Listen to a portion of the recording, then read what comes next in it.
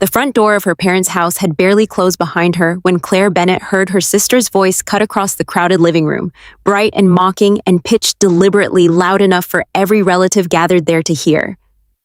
"Well, look who finally showed up," Vanessa said, sweeping into view with a glass of wine in one hand and Claire's ex-husband's arm looped through the other, her smile sharp and glittering beneath the warm lights of their parents' living room. "Still single, Claire? LOL. I figured you'd have found somebody by now, but I guess not everyone gets a second chance." The room went utterly silent, the particular suffocating silence of 24 relatives simultaneously holding their breath, forks paused halfway to mouths, conversations dying mid-sentence, every eye in the room swiveling toward Claire, to see exactly how she would respond to a cruelty so casually, publicly delivered, that even Vanessa's own husband, standing beside her with Ryan's familiar, sheepish discomfort written across his face, seemed to flinch at the sound of his wife's voice. Claire stood in the doorway for a long moment, her coat still draped over one arm, absorbing the sight of her younger sister and her former husband standing together in her parents' living room for the first time in 3 years. The same two people whose betrayal had once detonated her entire life without warning, now looking at her with an expression that mixed cruelty with something else. Something that, if Claire looked closely enough, resembled a kind of desperate need for exactly this reaction, this public confirmation that Claire's life remained, in some fundamental way, diminished by what they had taken from her.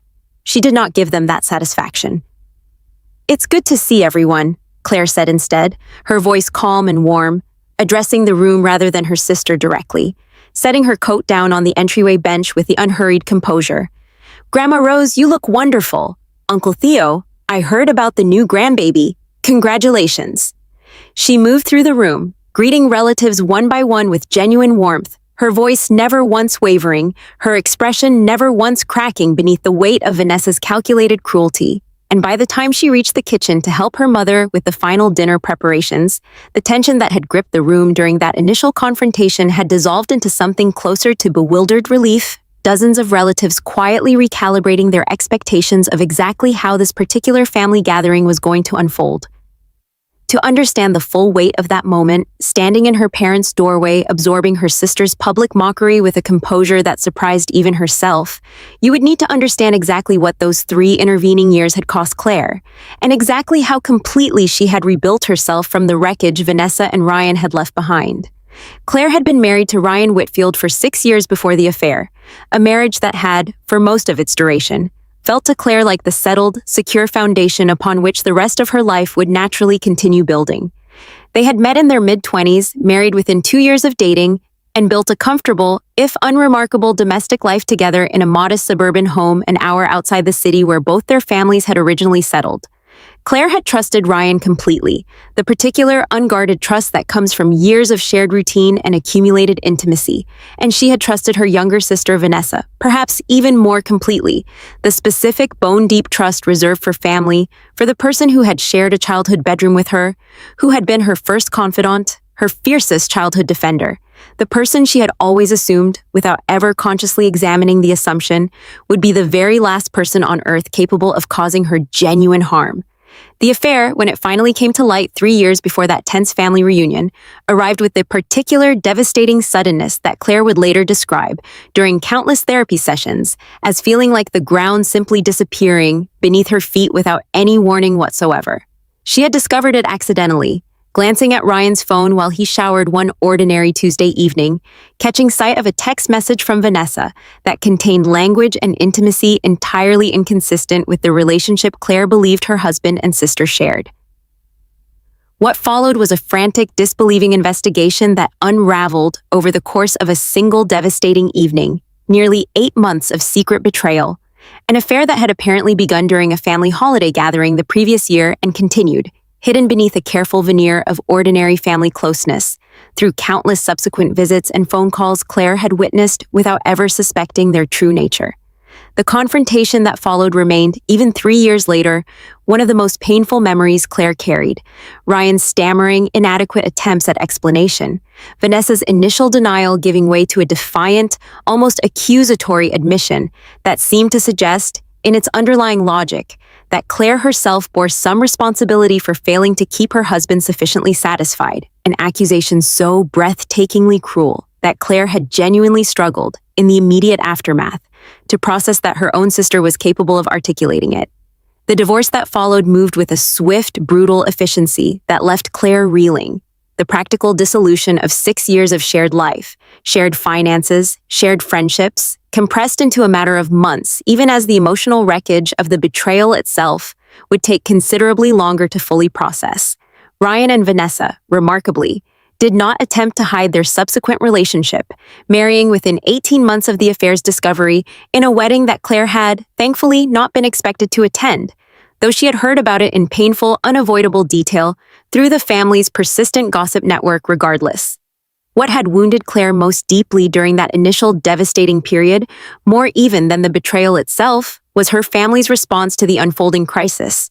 Her parents, Robert and Diane Bennett, had reacted with a kind of anxious, conflict-averse desperation to smooth over the situation as quickly as possible, urging Claire, within weeks of the affair's discovery, to move on and not let this destroy the family, language that Claire experienced at the time as a devastating minimization of the genuine harm she had suffered, as though her own pain were somehow a lesser priority than preserving an artificial appearance of family unity.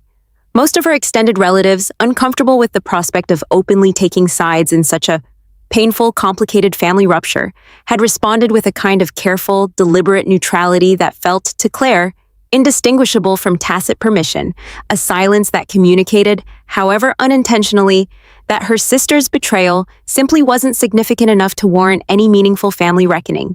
It was this experience, more than the affair itself, that had ultimately driven Claire's decision, roughly 4 months after the divorce finalized, to leave the city entirely, accepting a position with a marketing firm in a different state, nearly 6 hours away from the family whose collective failure to genuinely support her during the worst period of her life had left her feeling, in some ways, even more isolated than the betrayal itself. The years that followed brought a slow, deliberate process of rebuilding that Claire would later describe, with the particular clarity that comes from significant distance and considerable healing work, as the most difficult but ultimately transformative period of her entire adult life.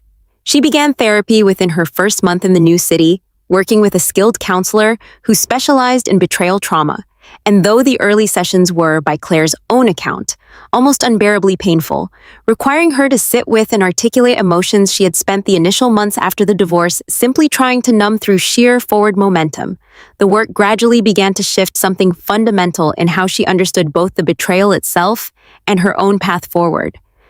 For a long time, I thought healing meant getting back to who I was before the affair, Claire told her therapist, Dr. Anita Reyes, during one particularly significant session roughly a year into her treatment. But I'm starting to understand that the person I was before doesn't really exist anymore, and maybe that's not entirely a bad thing. Maybe healing means building someone new instead, someone who understands things about trust and resilience that the old version of me never had to learn. Dr. Reyes had nodded thoughtfully at this observation, offering the kind of careful, professionally measured affirmation that had characterized much of their work together. That's a profound realization, Claire. A lot of people spend years chasing the impossible goal of returning to who they were before a significant betrayal, and that chase often keeps them stuck in a kind of perpetual grief for a version of themselves that simply can't exist anymore. Not because they're broken, but because genuine growth necessarily changes us. The people who heal most completely, in my experience, are usually the ones who eventually redirect that energy toward building something new, rather than endlessly mourning what was lost. This reframing became, over the following months and years, something of a guiding principle for Claire's broader rebuilding process, informing not just her therapeutic work, but the practical, concrete choices she made about how to construct her new life in this unfamiliar city. She threw herself into her marketing career with a focused determination that surprised even her own expectations of herself, gradually earning a reputation within her firm for creative, strategically sharp campaign work that led, within 2 years, to a promotion into a senior account management role overseeing several of the agency's largest client relationships.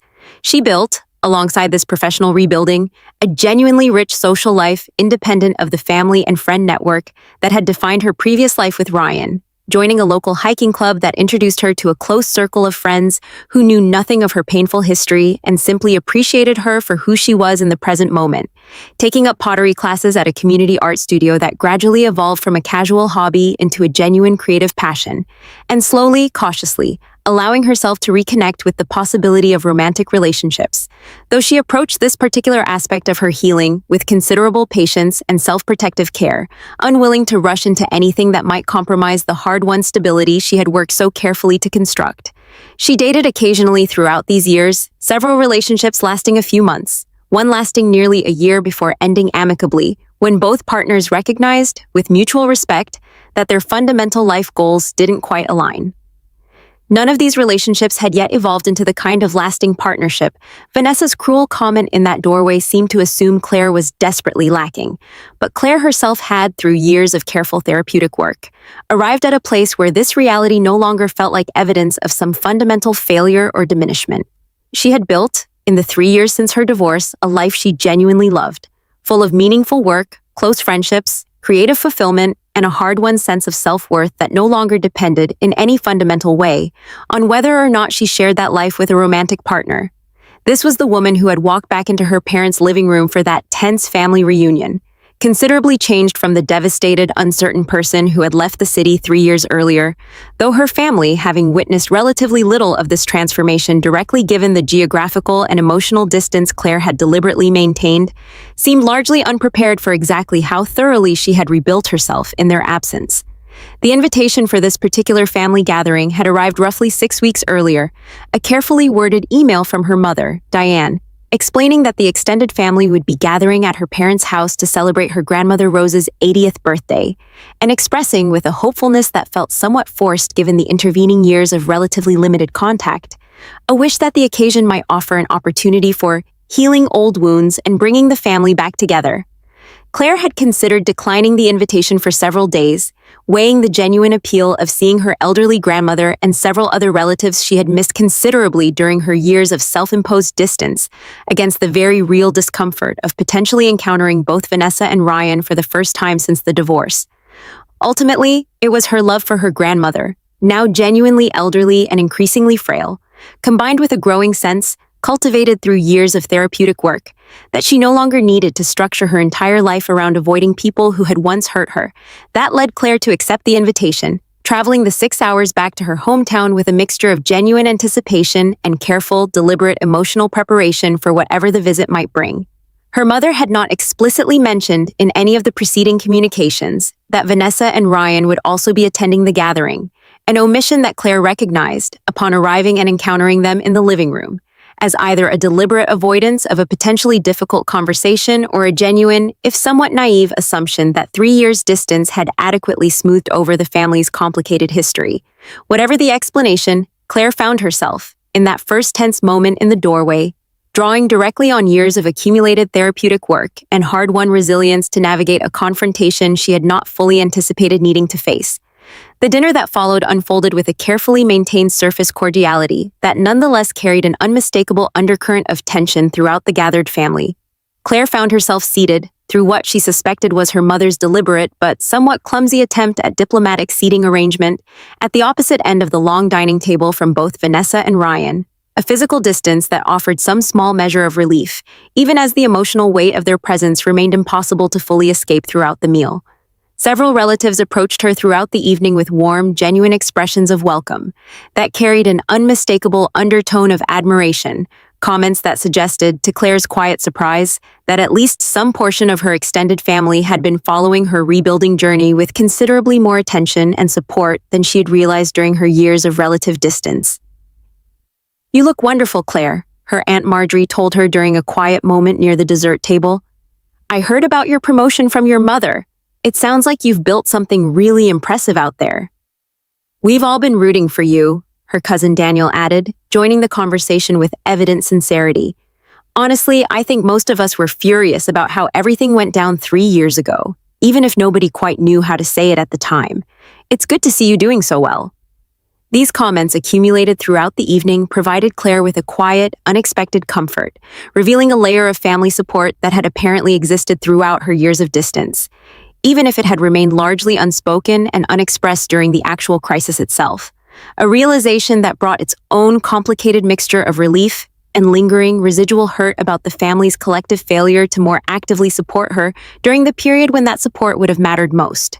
Ryan, throughout this same evening, maintained a careful, uncomfortable distance from Claire, his expression carrying an unmistakable strain that Claire recognized, even across the width of the dining room, as considerably different from the confident, easy demeanor she remembered from their years of marriage. He seemed, if anything, diminished somehow, his shoulders carrying a persistent tension, his responses to Vanessa's periodic comments throughout the evening carrying a note of weary obligation rather than the easy affection Claire might have expected from a couple 3 years into a relationship they had, after all, chosen at considerable cost to pursue. It was during a brief lull in the evening's conversation, as several relatives began clearing dessert plates, and the gathering began its gradual transition toward the more relaxed, informal atmosphere that typically settled over family gatherings as the evening progressed, that Vanessa delivered the second, more explicitly targeted barb of the night. Apparently unable to resist pressing further into the wound her initial doorway comment had already opened. "So, Claire," Vanessa said, her voice carrying the same bright, performative cheerfulness that had characterized her earlier comment, though Claire noticed this time a slightly brittle quality beneath the surface confidence. "Still no boyfriend? I have to say I really thought you'd have moved on by now. Guess not everyone gets a second chance at happiness." The comment landed with its intended sting, several nearby relatives visibly tensing in anticipation of Claire's response, and Claire, drawing once again on the composed, hard-won equilibrium she had spent 3 years carefully constructing, simply smiled, set down her fork with deliberate calm, and said evenly, "I'm genuinely happy with my life right now, Vanessa. Work is going wonderfully. I've got great friends, and I'm not in any particular rush about relationships. But I appreciate you asking." The response, delivered without any trace of the defensiveness or hurt Vanessa's comment had clearly been designed to provoke, produced a visible ripple of surprise around the table, several relatives exchanging glances that suggested a growing unspoken recognition of exactly how thoroughly Claire's composure was undermining whatever narrative Vanessa had apparently hoped to construct about her older sister's supposed diminishment in the years since the divorce. It was in the hours that followed this exchange, as the evening progressed toward its later stages and the gathering's more formal structure gradually gave way to smaller, more intimate conversational clusters scattered throughout her parents' house, that Claire began noticing, almost despite herself, the subtle but unmistakable signs that Vanessa and Ryan's relationship carried considerably more strain than the glamorous, carefully curated image Vanessa had projected throughout the evening's earlier hours. She caught fragments of a tense, whispered argument between them near the back patio, their voices low but carrying an unmistakable edge of genuine frustration, though Claire couldn't make out the specific words being exchanged. She noticed Ryan's expression, throughout the later portion of the evening, carrying an increasingly visible exhaustion, a kind of weary resignation that seemed entirely disconnected from what should have been, by any reasonable measure, a pleasant family celebration. She noticed, too, the particular way several relatives seemed to exchange careful, knowing glances whenever Vanessa mentioned some aspect of their supposedly glamorous life together. Comments about a recent vacation, a new car, an upcoming home renovation, glances that suggested to Claire's growing curiosity that the broader family harbored considerably more insight into the true state of Vanessa and Ryan's marriage than either of them likely realized. It was her cousin Daniel, during a quiet conversation in the kitchen later that evening as Claire helped her mother with the dishes, who finally offered a more explicit glimpse into the reality behind Vanessa's carefully maintained facade. "I probably shouldn't say anything," Daniel began, lowering his voice despite the relative privacy of the kitchen. "But I don't think things are going nearly as well for them as Vanessa likes to pretend. My mom mentioned that they've been struggling financially for a while now, something about a business investment that didn't pan out the way Ryan expected. And I've heard secondhand that there have been some pretty serious trust issues between them too, which, I mean, given how their relationship actually started, maybe that's not entirely surprising." Claire absorbed this information with a complicated mixture of emotions, not quite satisfaction, not quite sympathy, something closer to a detached, almost clinical curiosity about how the specific dynamics of a relationship built on betrayal might in the end prove considerably less stable than either Vanessa or Ryan had likely anticipated when they'd first embarked on their affair 3 years earlier. "I'm not surprised, honestly," Claire said carefully, unwilling to indulge in overt satisfaction at her sister's apparent struggles, but equally unwilling to pretend she felt nothing at all upon learning this information. Relationships built on that kind of foundation tend to carry their own particular fragility, I think. Trust that's already been broken once doesn't exactly build a stable base for a lasting partnership. Daniel nodded thoughtfully. "I think that's exactly it. From what I've picked up, Ryan struggles with some pretty significant insecurity about whether Vanessa might eventually do to him what she did to you, given the circumstances of how they got together in the first place. And Vanessa, from what I understand, has grown increasingly resentful about carrying what she apparently sees as the ongoing reputational cost of the affair, feeling like the family's continued disapproval, even the unspoken kind, has followed her into a relationship she genuinely believed would justify itself over time through their happiness together. This conversation with Daniel provided Claire with a fuller, more nuanced understanding of the tensions she had been observing throughout the evening, and it was later that same night, as the gathering wound toward its natural conclusion and most of the extended relatives began departing, that these underlying tensions finally erupted into an open, undeniable confrontation that the entire remaining family witnessed, with a mixture of discomfort and, for at least some of them, a kind of grim vindication.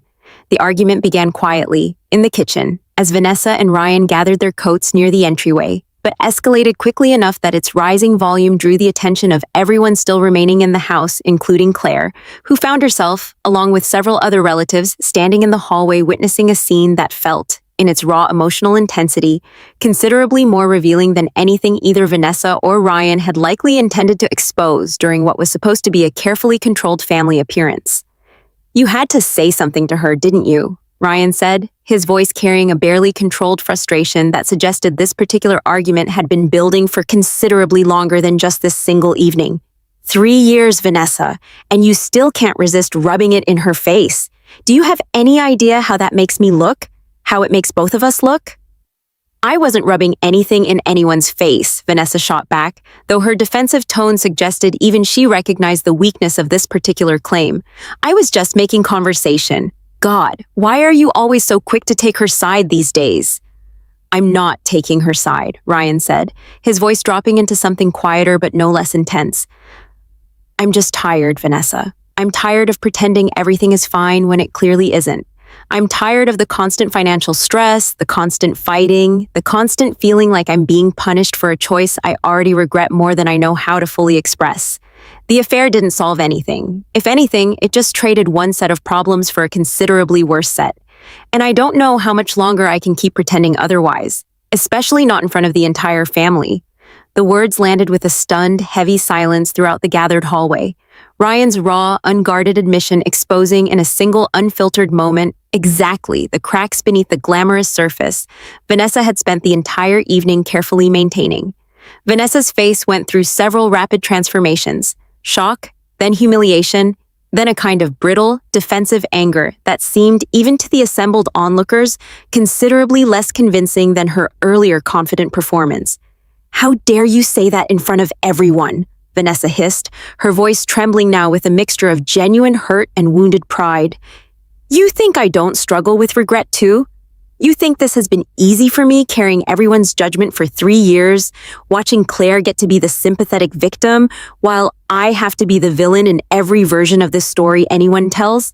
I gave up a lot to be with you, Ryan. I lost my relationship with my own sister. I lost the easy comfort of family gatherings where nobody looks at me like I'm some kind of monster. If you're regretting our choices now, that's not exactly fair to me either." This exchange, raw and unguarded in a way that neither Vanessa nor Ryan had likely intended for their family audience, revealed with painful clarity exactly the fragility of a relationship that had, from its very inception, been built on a foundation of broken trust and betrayal, a foundation that, as Claire's therapist had once observed during their work together, tends to carry its own particular vulnerability to exactly this kind of eventual collapse, regardless of how carefully the surface appearance might be maintained in the meantime. Claire watched this confrontation unfold with a complicated tangle of emotions that surprised her with their sheer range and intensity, an old, familiar hurt resurfacing at hearing Ryan's casual reference to regretting our choices, a phrase that still, even after 3 years of careful healing, carried the power to reopen something raw beneath her carefully maintained composure, alongside a genuine, if complicated, sympathy for the visible pain both Vanessa and Ryan were experiencing. And, bon said, underlying both of these reactions, a clear-eyed, almost detached recognition that whatever consequences they were now facing had been set into motion by their own choices 3 years earlier. Choices Claire herself bore no responsibility for, and felt increasingly no genuine desire to seek any particular satisfaction from witnessing. Her mother, visibly distressed by the escalating scene unfolding in her own entryway, attempted to intervene, urging both Vanessa and Ryan to calm down, to remember they were guests in her home, to consider the impact of this argument on Grandma Rose's carefully planned birthday celebration. But the argument had already revealed too much to be smoothed back over through simple parental intervention, and within a few more tense, uncomfortable minutes, Vanessa and Ryan departed the house separately, in what Claire understood even from her position as a relatively distant observer was likely to be a considerably more significant rupture than either of them had probably anticipated when they'd first arrived for what was supposed to be a straightforward family gathering. The remaining family members, Claire included, absorbed the aftermath of this public unraveling with a mixture of discomfort and, for several relatives who had privately harbored doubts about Vanessa and Ryan's relationship for some time, a kind of quiet, unspoken validation of concerns they had never previously felt comfortable voicing openly. It was nearly an hour after Vanessa and Ryan's separate, tense departures that Claire found herself alone in her parents' kitchen, helping her mother finish cleaning up from the evening's festivities when Diane finally broached the subject that had clearly been weighing on her throughout the tumultuous evening. "I owe you an apology, Claire," Diane said, her hands pausing over the sink full of dishes, her expression carrying a genuine, long-overdue remorse that Claire hadn't previously witnessed from either of her parents regarding the affair and its aftermath. 3 years ago, when everything happened, your father and I handled it terribly. We were so afraid of the family fracturing permanently that we pushed you to just move past it, to not make things more difficult than they already were. I understand now how much that must have hurt, feeling like your own parents were more concerned with maintaining appearances than with genuinely supporting you through something so devastating. Claire set down the dish towel she'd been holding, absorbing this long-awaited acknowledgement with a complicated mixture of relief and lingering, residual grief for the support she had genuinely needed during that difficult period and never fully received. "I appreciate you saying that, Mom. It did hurt, more than I think I fully expressed at the time. I needed you and Dad to be angry on my behalf, to actually stand up for me, and instead it felt like you were more worried about keeping the peace than about what I was actually going through."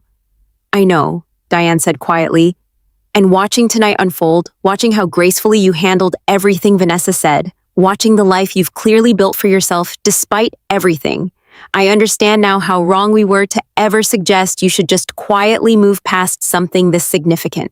You didn't need to move past it quickly. You needed time and support and people willing to actually acknowledge how badly you'd been wronged. I'm sorry we failed to give you that when it mattered most."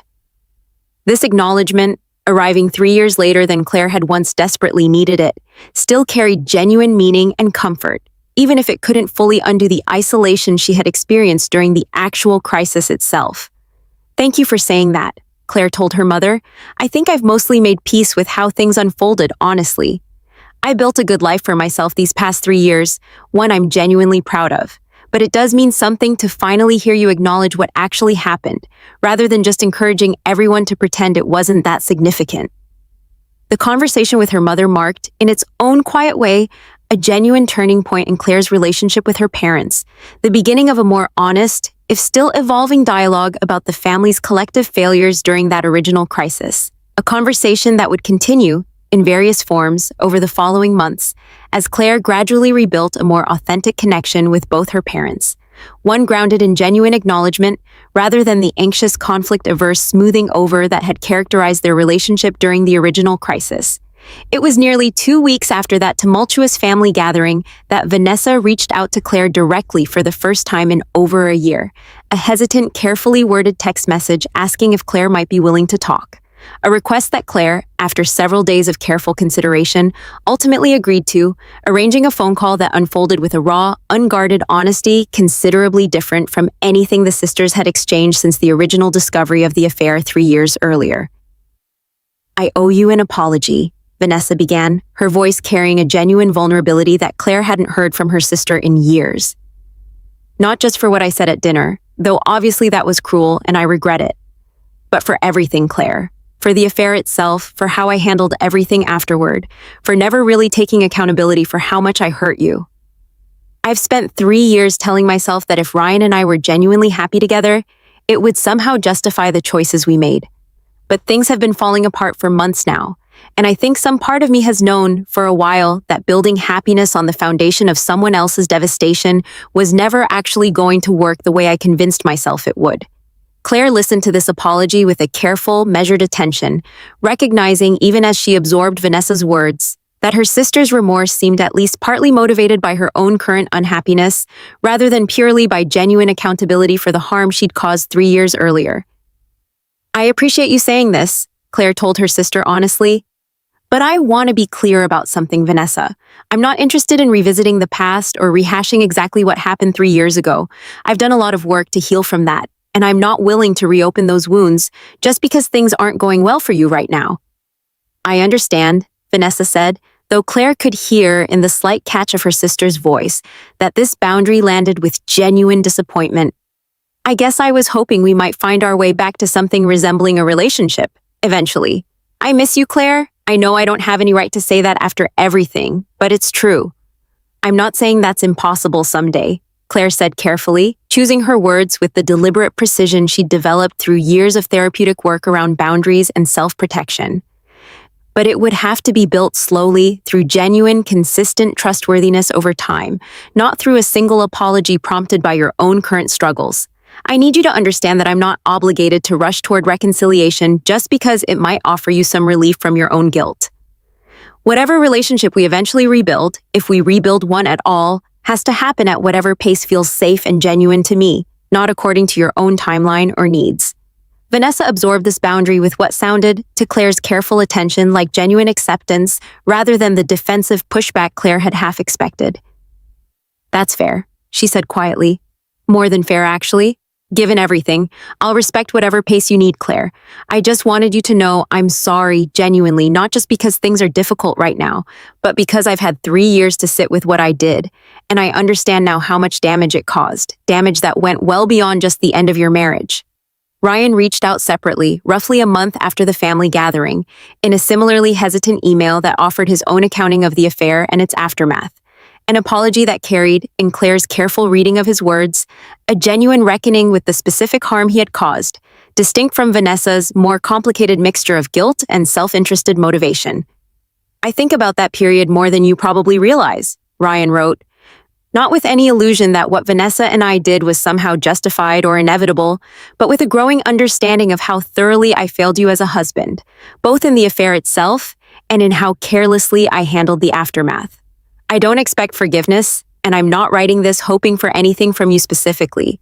I just needed you to know that I understand now, with a clarity I didn't have 3 years ago, exactly how much pain I caused, and I'm genuinely sorry for it, regardless of whatever happens with my own life going forward." Claire read this apology with a complicated mixture of old, residual hurt and a genuine, if measured, appreciation for its apparent sincerity, ultimately choosing to respond with a brief but honest acknowledgement. "Thank you for saying this, Ryan. I've done a lot of healing over these past 3 years, and while I'm not interested in reopening old wounds through extended conversation about what happened, I do appreciate you taking accountability. I hope you're able to find whatever peace and clarity you need going forward, separate from whatever happens with Vanessa."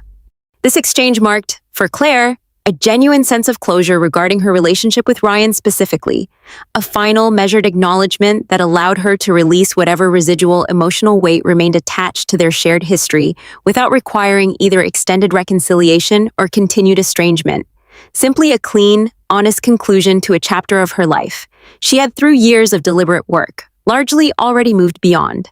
The months that followed brought further confirmation of exactly how thoroughly Vanessa and Ryan's relationship had been struggling beneath its carefully maintained surface appearance. News that reached Claire periodically through her mother's more open, honest communication in the aftermath of that difficult family gathering. Vanessa and Ryan separated formally roughly 4 months after the birthday celebration, their divorce proceeding with considerably less public drama than the original affair had generated, but carrying, in its own quiet way, a kind of confirmation of exactly the fragility Claire's therapist had once described regarding relationships built on broken trust. Claire absorbed this news with a complicated but ultimately peaceful equanimity, neither celebrating her sister and former husband's struggles nor pretending she felt nothing at all upon learning of them. simply acknowledging, with the clear-eyed maturity she had worked so hard to develop over the preceding years, that their choices had ultimately produced consequences entirely separate from her own ongoing life and healing, consequences that no longer held the power to significantly disrupt the stable, fulfilling existence she had built for herself in the years since the original betrayal. Her relationship with her broader family, meanwhile, continued its own gradual, genuine repair throughout these subsequent months. The honest conversation with her mother during that tumultuous family gathering, having apparently opened a door toward considerably more authentic communication than the family had previously managed regarding the painful history surrounding the affair. Her father, Robert, initiated his own separate conversation with Claire several weeks after her mother's apology, offering his own, somewhat more halting acknowledgement of the family's collective failures during the original crisis. A conversation that, while less emotionally fluent than her mother's earlier apology, nonetheless represented a genuine, if imperfect, step toward the kind of honest family accountability Claire had once believed might never actually arrive. Claire's grandmother, Rose, whose 80th birthday celebration had originally occasioned the family gathering that set these various reckonings into motion, offered Claire her own particular brand of wisdom during a quiet conversation several weeks after the tumultuous party. Wisdom that Claire found herself returning to repeatedly throughout the following months as she continued processing the various developments unfolding within her family. "I watched you handle everything with such grace that night," Rose told her during a phone call, her voice carrying the particular warmth and directness that had always characterized her relationship with Claire throughout her childhood. "I want you to know, I've always been proud of you, even during the years when I didn't know quite how to express it given everything happening within the family. But watching you that night, watching how completely you've built a life for yourself, independent of what your sister and Ryan did to you, that was one of the proudest moments I've had as your grandmother. You didn't need revenge, Claire. You just needed to keep living your life well, and that turned out to be more powerful than anything else you could have done." This affirmation from her grandmother, offered with the particular clarity and wisdom that comes from 8 decades of accumulated life experience, provided Claire with a kind of validating perspective on her own journey that she found genuinely meaningful. A confirmation that the path she had chosen, building a genuinely fulfilling life rather than pursuing any form of active revenge or seeking validation from the very family members who had once failed to adequately support her, had ultimately proven considerably more powerful and sustainable than any alternative approach might have offered. As the months following that difficult family gathering continued unfolding, Claire found her own life continuing its steady, fulfilling trajectory, her career at the marketing firm advancing further with a significant promotion into a director-level position overseeing the agency's entire client strategy division, her friendships and creative pursuits continuing to provide genuine sources of meaning and connection independent of any romantic relationship status, and her relationship with her broader family gradually settling into a considerably more honest, authentic pattern than the anxious, conflict-averse dynamics that had characterized their interactions before the original crisis.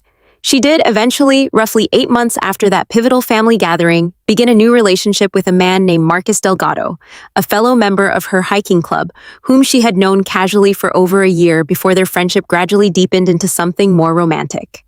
This relationship, when it eventually developed, carried none of the anxious urgency that Vanessa's cruel comment about being still single had implied Claire should feel about her romantic status, instead unfolding with the patient, unhurried quality of two people who had both done considerable personal work before entering into a new partnership, building their connection on a foundation of genuine compatibility and mutual respect rather than any external pressure or timeline. "I wasn't looking for this," Claire told Marcus during an early conversation about their respective histories, several months into their developing relationship. "I want you to understand that clearly. I built a genuinely happy life on my own these past few years, and if this relationship hadn't happened, I would have been completely content without it. I think that's actually part of why it feels so different this time, why it feels considerably healthier than my previous marriage did, even in its better years. I'm not looking for you to complete some missing piece of my life. I'm just genuinely enjoying building something new alongside someone I respect and care about." Marcus, who had witnessed enough of Claire's genuine independence and self-sufficiency throughout their developing friendship to fully appreciate the significance of this particular framing, responded with the kind of grounded, unhurried warmth that had originally drawn Claire toward him in the first place. "I think that's exactly the healthiest foundation a relationship can have," he told her. "Two people who are genuinely whole on their own, choosing to build something together not out of need, but out of genuine desire and mutual respect. Nearly 2 years after that tense, revealing family gathering at her grandmother's 80th birthday celebration, Claire found herself once again gathered with her extended family, this time for a considerably calmer, more genuinely warm occasion. Her grandmother's 82nd birthday, celebrated at the same family home where the earlier confrontation had unfolded, though this time carrying an atmosphere of genuine ease and authentic connection that stood in marked contrast to the careful tension of that earlier gathering. Vanessa attended this later celebration as well, though considerably changed from the confident, glamorous figure who had once mocked Claire in that same living room doorway. Her divorce from Ryan had finalized nearly a year earlier, and she had spent the intervening months, according to the more open family communication that had gradually developed since that pivotal earlier gathering, engaged in her own considerable personal reckoning with the choices that had originally led to the affair and its complicated aftermath. The sisters spoke briefly during this later gathering, a careful, still somewhat guarded conversation that nonetheless carried a genuine warmth Claire hadn't expected to feel again toward Vanessa, given everything that had transpired between them. "You look happy," Vanessa told her, glancing briefly toward where Marcus stood chatting easily with several of Claire's cousins near the kitchen. "Genuinely happy. I mean, not just performing it for everyone's benefit." "I am happy," Claire said simply. "It took a lot of work to get here, but yes, I think I finally understand what genuine happiness actually feels like, independent of whatever anyone else assumes I should have or shouldn't have." Vanessa nodded slowly, her expression carrying a complicated mixture of genuine happiness for her sister and what Claire recognized as her own private, ongoing reckoning with the considerably more complicated path her own choices had produced. "I'm working on figuring out what that actually means for me too," Vanessa admitted. "It's been harder than I expected, honestly, rebuilding a sense of who I am separate from the whole mess with Ryan. But I'm trying.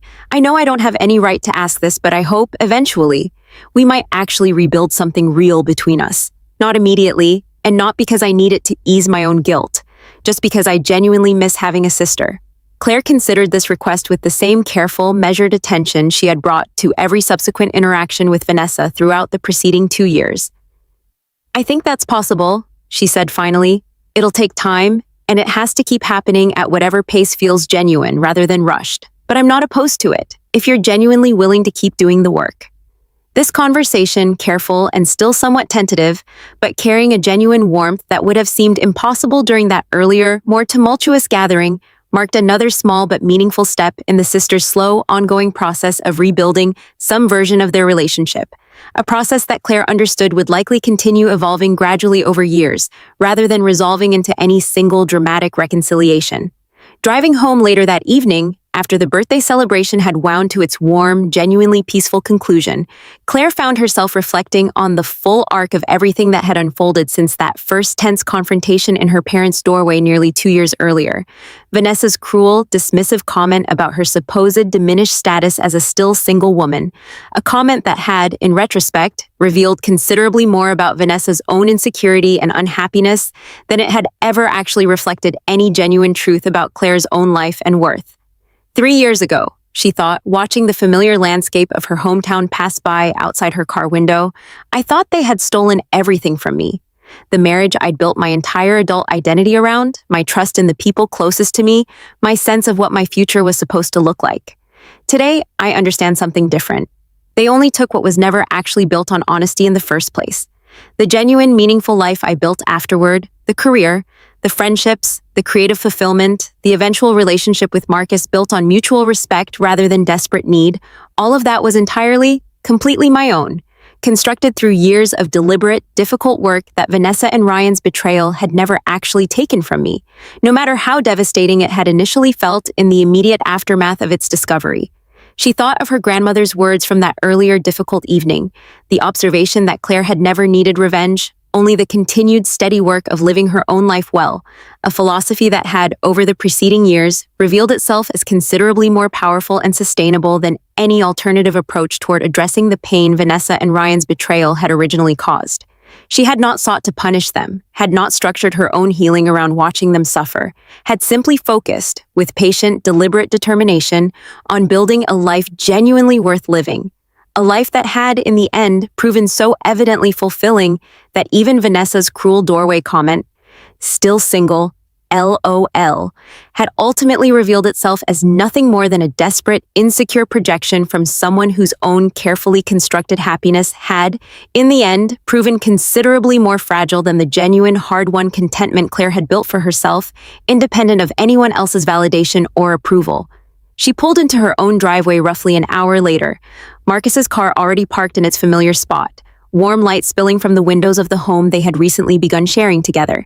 And as she stepped out of her car into the cool evening air, Claire felt, with a settled, genuine certainty that had taken years of difficult, deliberate work to fully achieve, that whatever pain the original betrayal had once caused, whatever cruel comments Vanessa had once hurled in an attempt to diminish her, none of it had ultimately succeeded in defining the actual shape and substance of the life she had gone on to build.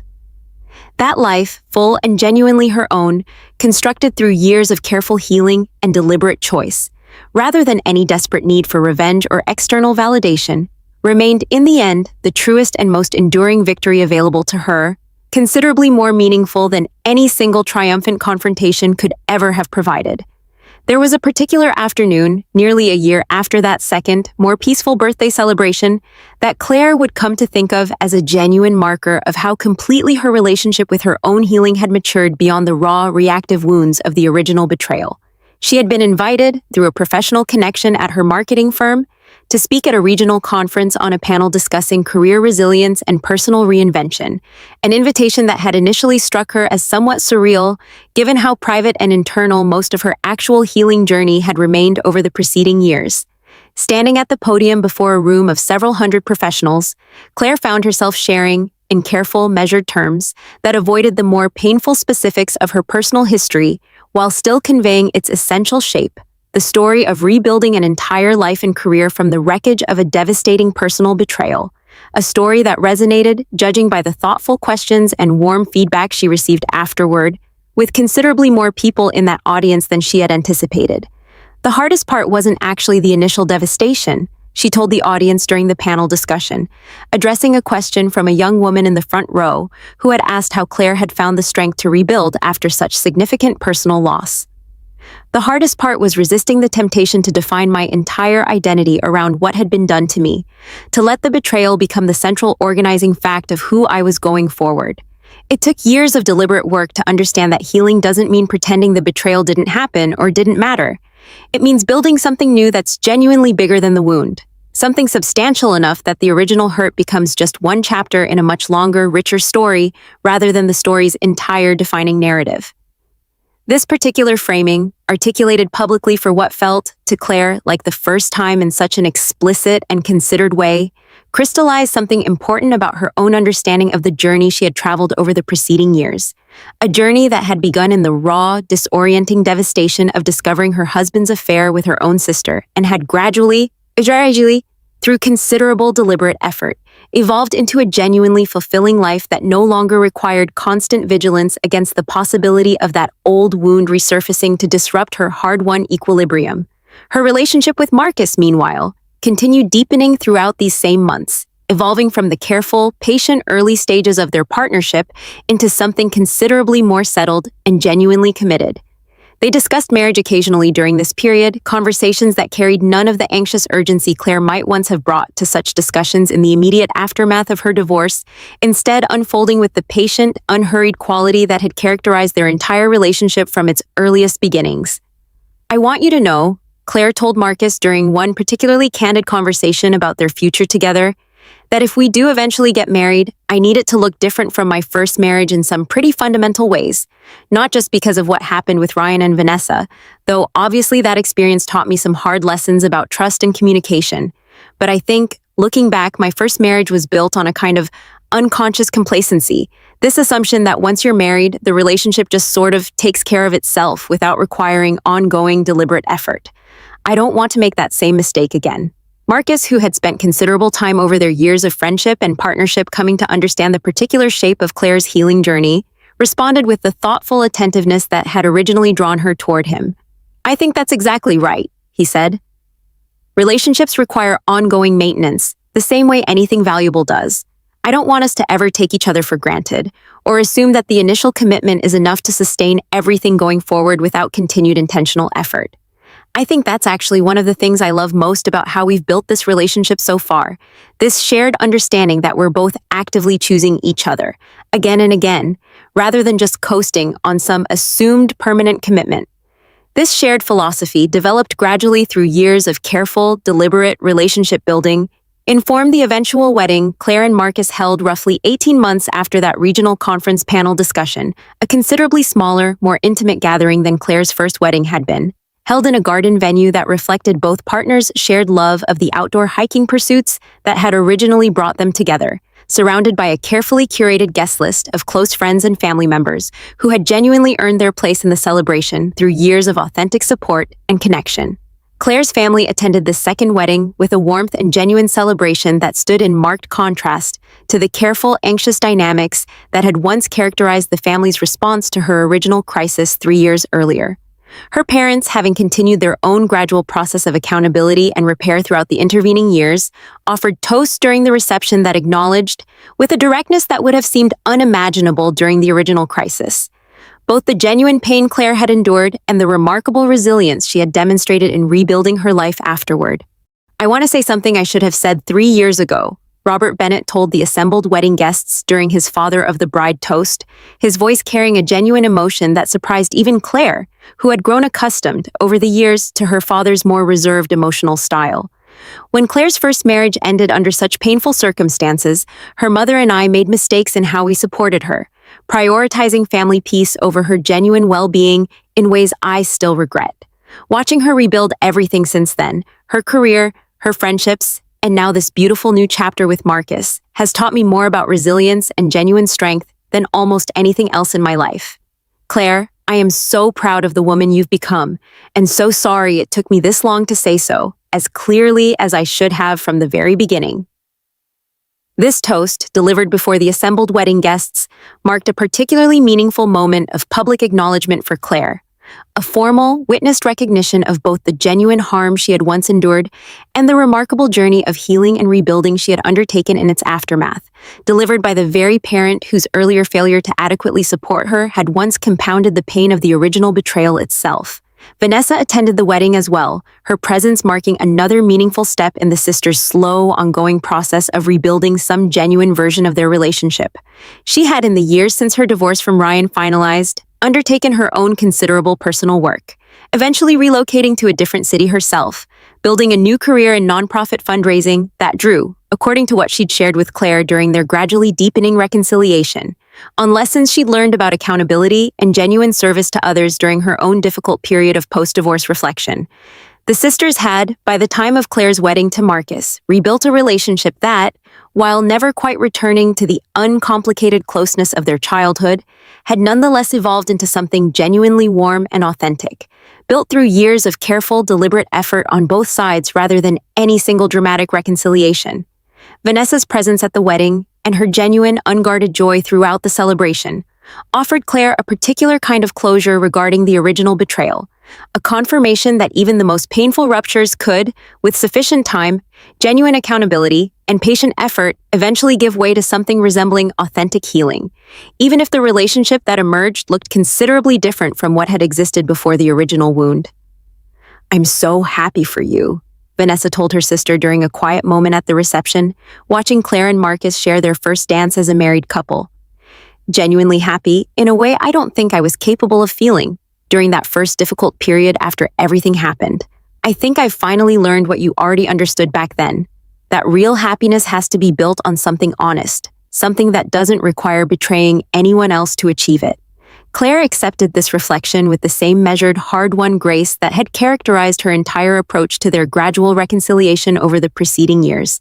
"I'm glad you found your own way toward that understanding," she told her sister. "It took both of us a long journey to get here, in pretty different ways, but I'm grateful we've both arrived somewhere that feels genuinely peaceful."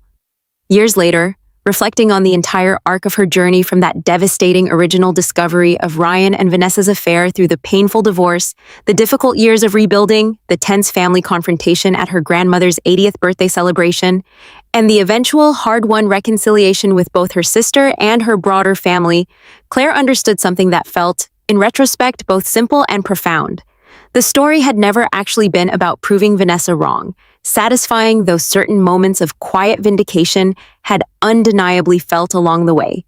It had been, all along, about the patient, unglamorous work of building a life so genuinely, thoroughly her own that even her sister's cruel doorway comment, delivered with such casual confidence 3 years into a relationship built on betrayal, had ultimately revealed itself as nothing more than a hollow, desperate projection from someone whose own happiness had never actually been as secure as its carefully curated surface had once suggested. She thought often during these later years of genuine contentment with Marcus and her rebuilt relationships with her family, of her grandmother Rose's words from that pivotal earlier gathering, the simple, powerful observation that Claire had never needed revenge, only the continued, deliberate work of living her own life well. That philosophy, absorbed during one of the most difficult evenings of her post-divorce journey, had ultimately proven itself, through years of subsequent experience, to be perhaps the truest wisdom she had received throughout her entire healing process, a guiding principle that had carried her from the raw devastation of that original betrayal through years of careful rebuilding into a life genuinely worth celebrating, not because anyone else had finally been forced to acknowledge her worth, but because she had, through patient, deliberate effort, built something undeniably real and lasting entirely on her own terms. Standing years later in the kitchen of the home she shared with Marcus, watching morning light spill across countertops that held no trace of the pain and uncertainty that had once defined her life, in the immediate aftermath of Ryan and Vanessa's betrayal, Claire found herself thinking, one final time, of that tense moment in her parents' doorway, Vanessa's cruel, mocking question hanging in the air before the assembled family. Still single, LOL. She understood now, with a clarity that had taken years of difficult, deliberate healing to achieve, that the question itself had never actually mattered, that her worth had never been contingent on any particular relationship status, and that the genuine, hard-won happiness she now carried in her marriage, her career, her rebuilt family relationships, and her own steady sense of self represented a victory considerably more meaningful and enduring than any single triumphant comeback could ever have provided. She had not needed to win that confrontation in the doorway. She had simply needed to keep building her life, patiently, honestly, on her own terms. And in the end, that quiet, sustained commitment to her own genuine well-being had proven more powerful than any dramatic revenge could ever have been.